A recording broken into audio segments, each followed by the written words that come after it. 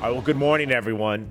Thank you all so much for being here this morning. We're a chatty group this morning because we're so excited to finally be here. With me this morning are City Council President Sean Elo Rivera, Hafsa Keika, who is the Director of the city's Homelessness Strategies and Solutions Department, Lisa Jones, the San Diego Housing Commission, Tamara Kohler with the Regional Task Force on Homelessness, Paul Downey, the President and CEO of Serving Seniors. We also have Deanna Beck with the County Office of Homeless Solutions. So a big coalition to get something important done. That's the only way it works when you're talking about homeless solutions. We're here today in Little Italy to announce the opening of the Seniors Landing Bridge Shelter. This is the latest step in our comprehensive strategy to address homelessness in the city of San Diego. Now, we know what works: outreach, shelter, and housing. So it's our job to execute and get more programs up and running to open doors sooner so that more shelters and to more permanent housing. Today, our progress on that front is making 33 rooms available for some of our most vulnerable San Diegans experiencing homelessness, with the first group of people ready to move in. Seniors Landing is a true bridge to a permanent housing. We are prioritizing seniors age 55 and older who have already been matched to a rapid rehousing, permanent supportive housing, or housing voucher, and who need a safe place to stay until their home is ready. It may make sense to all of you. It is a hard market out there to find housing. Oftentimes people have a housing resource, but they don't have a housing solution. But it doesn't mean they need to stay on the street while they figure that out. In fact, this actually helps expedite the process by having a safe and stable place to be. We have something similar to this in the South Bay. This is now here in Little Italy for seniors. It's a good thing. Since we took possession of this property, we have been working as quickly as possible to spruce this place up, furnish the rooms, and bring on an operator to provide the services on site. And I'm thrilled to announce that Seniors Landing will be operated on a day-to-day basis by Serving Seniors, one of the region's most trusted, compassionate, and effective organizations to, as the name suggests, serve our local seniors in need. Residents here at the Seniors Landing will have access to a multitude of services, health resources, including behavioral and mental health services, case management, and housing navigation, back to matching that housing resource with the permanent long-term solution, daily meals, showers, restrooms, laundry services, and storage for their belongings, hygiene projects, basic first aid supplies and cleaning supplies, telephone access and mail services, and counseling services, and more.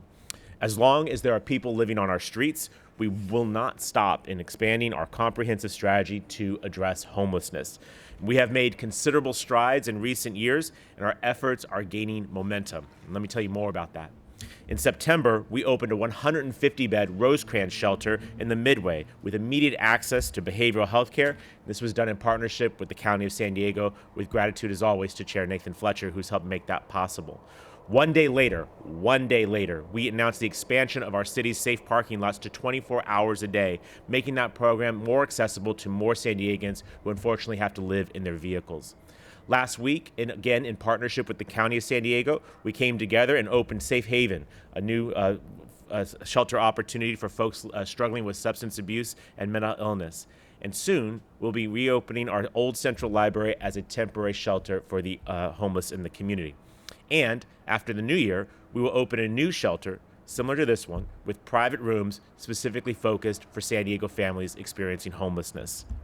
All in all, in 2022, we have made additional 600 beds available to bring people off the streets and get them on a path to housing. That's remarkable, and it's worthy of celebration. And I have deep gratitude to Hafsa and her team, to Lisa and her team, to Tamara and her team, and to all of our providers that made this possible. Put this in some context, everybody. It is extremely difficult to get the materials and supplies to open these facilities, to find the staffing to do these facilities, and we're doing it in an uncertain economic environment where we have to look at our books every single time to make sure that we can sustain this work. Despite all those countervailing winds, we're proceeding and moving forward and expanding our shelter capacity by over 600 beds just in this calendar year. So meaningfully addressing homelessness requires a sustained effort, layers of programs, facilities, and policy reforms, and today's announcement is another step forward in that process.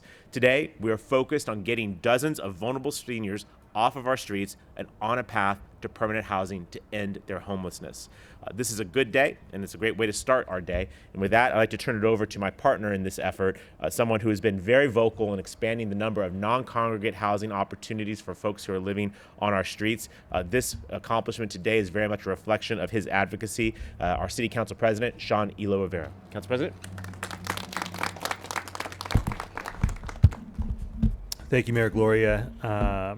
Really, really appreciate your partnership in this, for not getting too annoyed when I was very annoying about non-congregate shelters. I'm really, really excited and hopeful for the folks who are going to move in here next week. And sometimes with our homelessness issue being as big as it is, we're talking about numbers in the thousands. It can be easy to forget about the individuals that we're talking about. So if we fast forward to a week from now, who will be living in here? These are our aunts and our uncles, our grandmothers, our grandparents, our parents, folks with aches and pains, with health issues. And while similar to how the big numbers can kind of make it more difficult to see the individuals who we're talking about when we're doing this work to solve homelessness, we also can get into conversations with highly technical terms and acronyms. What are we talking about when we use the term non-congregate shelter? It means a private room with a place that provides a place for someone to have safety and privacy and dignity. It's nothing more than that. And that is a critical piece to the puzzle of solving homelessness. I know how good it feels to not have a home and to be able to open a door for a night and see a bed and know that you're going to be safe and have some privacy for at least one night, and for the folks who will be here much longer until they get that permanent housing solution. So I'm just really excited about this and very grateful for all the folks who do the work to make this happen. Hafsa and Paul and the mayor and everyone who's part of the team effort that gets these things done.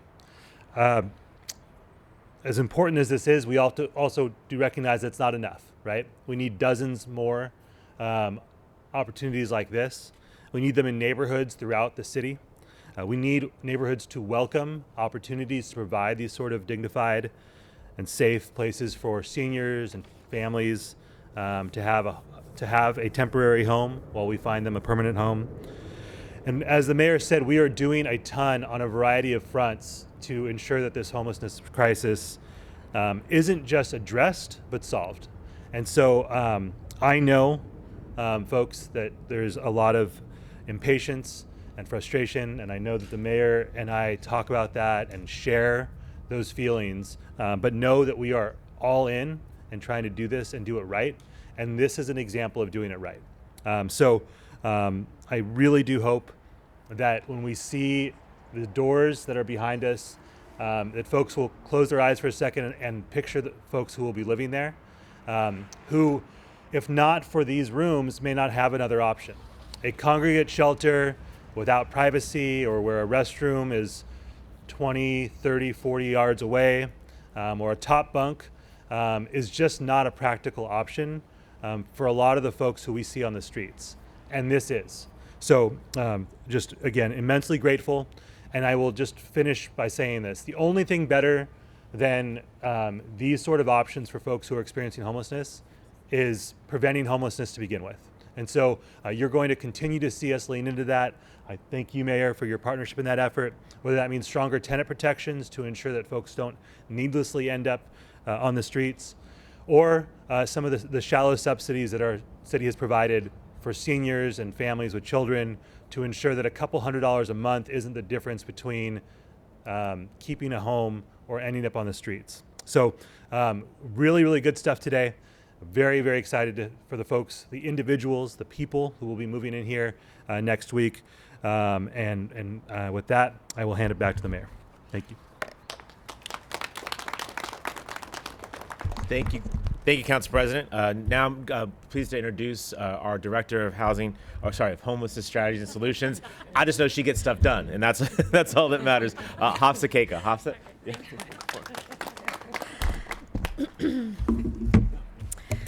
Good morning, everyone. Thank you, Mayor Gloria. I'm humbled today to be able to stand here behind so many of our critical partners and alongside with so many of our critical partners in bringing together this huge challenge of bringing a non-congregate senior shelter into our system of care. Back in September, the Homeless Strategies and Solutions Department went to council and said, we are going to start non-congregate shelter as part of the system of care for a lot of the reasons that Council President had just mentioned in terms of quality of care. And here we are, 3 months later, bringing in additional rooms to capacity. This project is an example of collaboration and coordination that has exceeded the status quo. One example is integrating best practices from the United States Interagency Council on Homelessness, our federal partners who have talked about bringing in non-congregate shelters in light of post-COVID era. Also, our state in utilization of our grant dollars to make sure that there's a crisis response. Our local leaders in helping to integrate all of the diversity of different populations coming together. And then also internal collaboration with city departments. The HSSD department was able to work with our real estate team and many different other departments, as the mayor said, behind the scenes to get a project like this done. And then, of course, our provider base. Our provider base is critical. We have here not only serving seniors as an expert in this space, but we also have Jonathan Castillo from PATH, a huge partner for outreach that Mayor had mentioned earlier in bringing people together from outreach into shelter with a housing resource. And of course, our system leaders, the regional task force, our continuum of care with the leadership of Tamara and bringing in housing resources for permanency, Lisa in terms of the Housing Commission in critical programs such as the Homeless Response System to help connect folks. And then of course, our county partners, Deanna, thank you for being here as well, in our capital grant that we were able to collaborate and also use some of that funding to make the site what it is today. With that being said, I think it's really important to emphasize that today is a day that we're also celebrating those with lived experience, those voices that we heard when they said that we want our own space. And that is a perfect example of Paul Downing with Serving Seniors and the assessment they did last year and tasked our communities to come together and say, this is the assessment, this is what we want, please go ahead and create programs and services. And here we are today, putting that to execution. This holiday season, we are going to see seniors who have a warm bed, warm food, and a comfortable space of their own. And with that being said, I just want to also thank some key important folks with our Homeless Strategies and Solutions Department, Deputy Director James Carter, Assistant Deputy Director Sarah Ferry, Ketra, our Outreach Manager, and Kyle, who couldn't be here today, but was here late trying to make sure that all of the nook and crannies and the pieces of these rooms were put together. So with that being said, I thank you all. Thank you, Hafsa. To wrap it up, to talk a little bit about what's going to go on here very shortly is the CEO of Serving Seniors, my friend Paul Downing. Paul? Well, thank you very much, Mr. Mayor. Today is a really big deal. This facility is a big deal. This is something that, as advocates, we have been talking about for a long time. As Hafsa referenced in our needs assessment, we addressed that shelters are a concern for a lot of older adults, and the need for non-congregate where folks can have some privacy, can be working with case managers to deal with some of the root causes of the homelessness as they try to transition or move to transition on into permanent supportive housing. So that has been a key thing that we have been advocating for. I think we may be neck and neck with the council president on kind of being the burr under the saddle, talking about the need for advocacy related to older adults. Serving Seniors has been in this space for about 20 years. And so we have a lot of experience working with older adults experiencing homelessness, as well as just low-income seniors who are on the cusp of homelessness. And we focus a lot on prevention as well, which is a key component as we look at the whole continuum. I want to take a second, though, to acknowledge the mayor, the council president, and the entire city council for your leadership. We are proud to stand shoulder to shoulder with you on this initiative, particularly around older adults, but for all folks in San Diego that are addressing or that are experiencing homelessness. We think this is a critical solution. It's an important cog as we look at that continuum, and we are excited. We are ready to go. We're looking forward to having the first residents here, and we hope that that stay is actually very short. The goal is to get them in, deal with immediate issues, and then get them transitioned into a permanent housing solution, and that's what we're going to do. So we're excited, we're ready to go, and I'll turn it back to the mayor. Thank you. Thank you, Paul. Appreciate your ability or your willingness to help us animate this space. You know, it's easy to get some space, maybe. Well, it isn't easy. Actually, it's quite hard to find space to do this. But it can also be extremely difficult to get a provider, and particularly one that you have so much confidence in, like we have with serving seniors. So thank you for making this space, providing the services to make this space extremely useful and powerful. I want to conclude by just acknowledging all the folks that are behind me. If you work for city's homelessness strategy and solutions, would you just raise your hands? Let's see. Thank you, thank you, thank you. Our serving senior team, where are you at? Raise your hands. Thank you. Other assorted wanting to end homelessness in San Diego, with hands in the air. Yeah. That's just to get your blood moving, because I know it's cold. We're San Diegans. This is terrible. I make light of it just to try and acknowledge the fact that there are a lot of people working on this. They're working their hearts out. And what we know is, despite our best efforts, more and more people are still ending up on the streets. But we're undeterred. We might be frustrated, but we're undeterred. We're going to keep doing whatever we possibly can to grow the amount of services that we have to be able to provide to end people's homelessness as swiftly as possible. Like Paul, we don't want folks to be here too long. We're trying to identify people who can get somewhere permanently and then free up that bed for the next person, and the person after that, and the person after that, until no one has to call the street their home here in the city of San Diego. The challenge is enormous, but the caliber of individuals who are standing behind me, the expertise, and truly the commitment is what gives me hope that we can see a better day when it comes to homelessness in the city of San Diego very soon. As mayor, I will do whatever I can, whether it's advocating in Sacramento or in Washington, D.C. to get the funds that help make stuff like this possible, work with our city council president and the council to make sure that we're passing policies and other reforms that actually make this problem better. I'll point you to yesterday when the state of California officially designated San Diego a pro-housing city. Housing ends homelessness. We're getting recognized for what we're doing. So we'll do whatever it takes, for as long as it takes, until this problem is solved. And for many San Diegans who look at this issue with great frustration, I share that frustration. But I ask you to join me in the effort of making sure that we have more facilities like Seniors Landing coming online, and working with Hafsa and her team. As I've already told you, I think we have at least 2 more opportunities that we can get online here relatively shortly. And after that, Hafsa's going to hear from me about what's next, Hafsa. I got you. And let me just say, we have a lot of folks here that get a lot of credit, but I want to call out, it's not just HSSD who does this work. It's our purchasing and contracting folks. It's our real estate folks. It's our police department who provides security. Everyone at the city is all in on this. And as I mentioned before, in partnership with the county, a little bit of money goes a long way to make this property a little bit better for the folks who'll be here. So let me just conclude by inviting all of you to take a look at the room that is here.